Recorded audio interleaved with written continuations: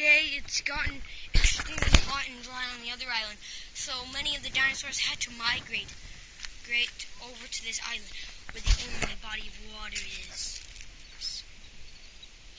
The water's red from this huge Edmontosaurus, which has been killed by a Daspletosaurus. The Edmontosaurus blood fills the water.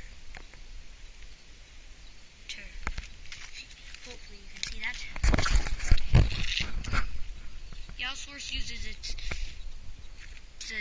uses its jaws to rip at the flesh. The Allosaurus has a unique way of attacking. Since its bite is weaker than the bite of a lion, how it works is, this is how it went down. The Edmontosaur is going along. Well, it was ambushed by the Allosaurus, and it uses its teeth like an axe, and it hits the Edmontosaur on its back really hard.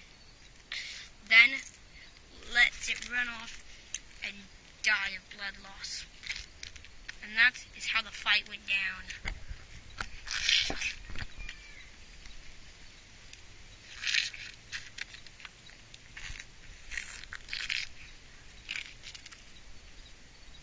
But predators are moving in.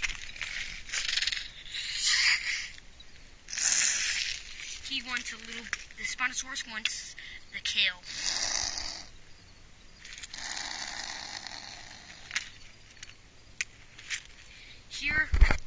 Surprisingly here, the Spinosaurus is not at the top of the food chain here.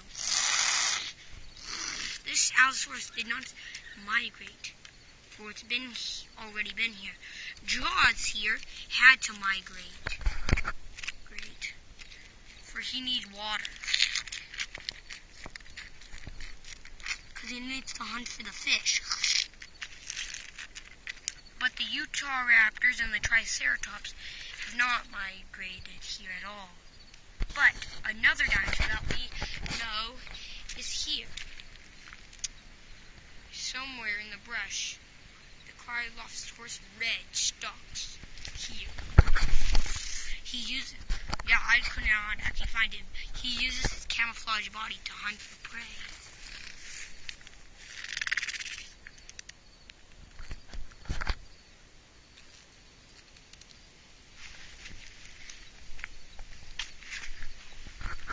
The Allosaur keeps on tripping, for he does not have good footwork here. And as he goes for a drink, a larger predator kills him.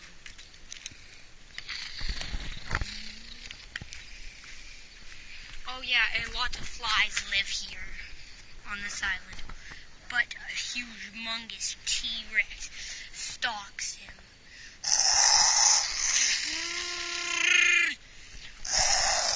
The Spinosaurus yells at him, thinking he's going for the Edmontosaur. The Allosaur must be careful. He also thinks the T-Rex is going after the Edmontosaur, but no.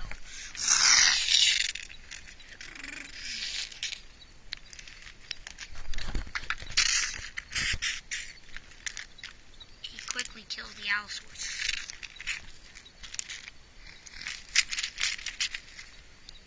Here in this lake, the dinosaurs don't have very good footwork. So this T-Rex, what he has to do is, he has to stand, he has to dig into this mud and find a good footwork. The Spinosaurus goes back to feeding.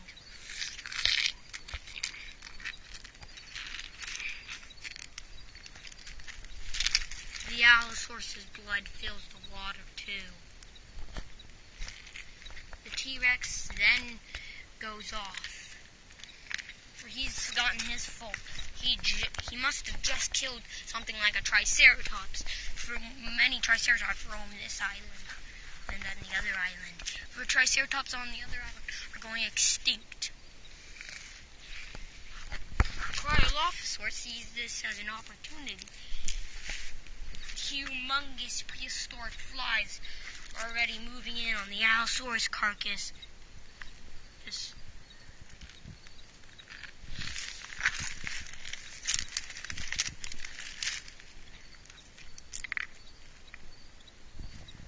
Oh, and if you're wondering what this great thing is, it's a huge tree.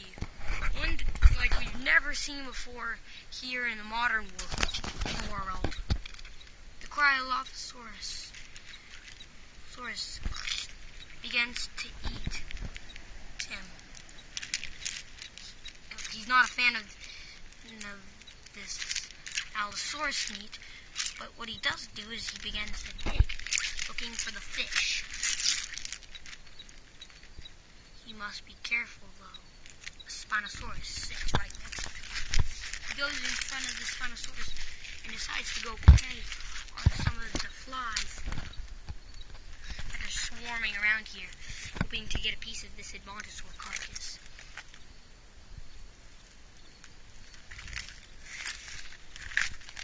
But pretty much like in the modern day, flies are quite hard to catch.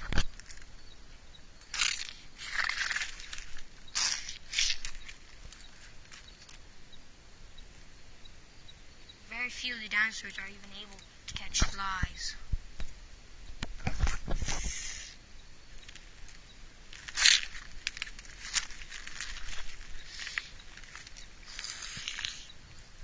This Cryolophosaurus must be extremely brave, for he's right next to the Spinosaurus.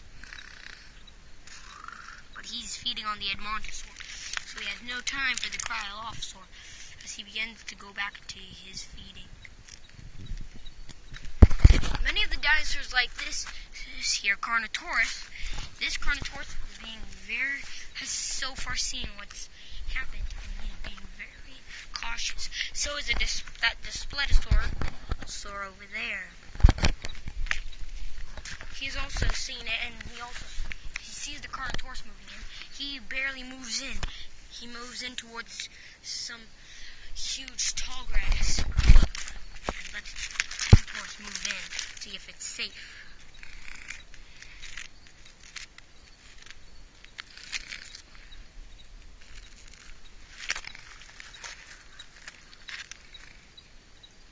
He looks for animals that have already drowned. Sounds weird, but no. Many small dinosaurs drown. Daspletosaurus sits and waiting to see what will happen.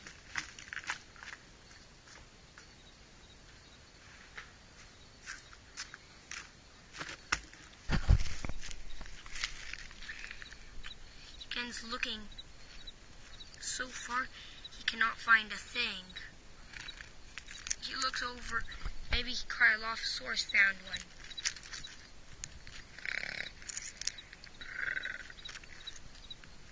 Nothing. Finds a spot, and he finds a Gallimimus. Here on most of the fossil records show that Gallimimus were about 6 feet. At least that's my guess. But they're around 6 feet. They're tall, maybe 8. They weren't that tall. But here on the island, they don't grow as big as they do in some of the other countries. He also finds a Coelophysis. Many of these small dinosaurs, usually how it happens, here's a demonstration with this Coelophysis. They come to get a drink. They can't see it, but they go a little too deep. They go into too deep of water, and it's much like small children sometimes, who can't reach and drown. He begins feeding on his 2 kills. Looking proud, but as Pletosaurus sees that it's quite safe. And since Carnotaurus is he's a scare and also a very small and non-aggressive dinosaur, he decides to take his kills. And look at the size comparison.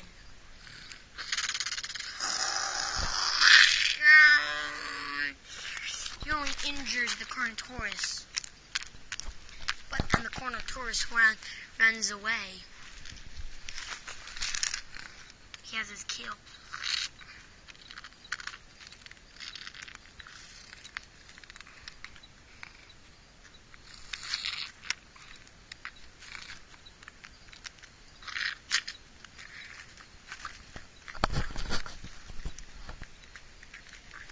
Next time, the dinosaur, it'll cool down, and they'll head back to the island. And baby, Utah raptors from the last couple of episodes, from the last episode, will hatch. And that's actually what the Utah raptors are doing, is they're actually laying the eggs on the other end. But anyways, this episode is over.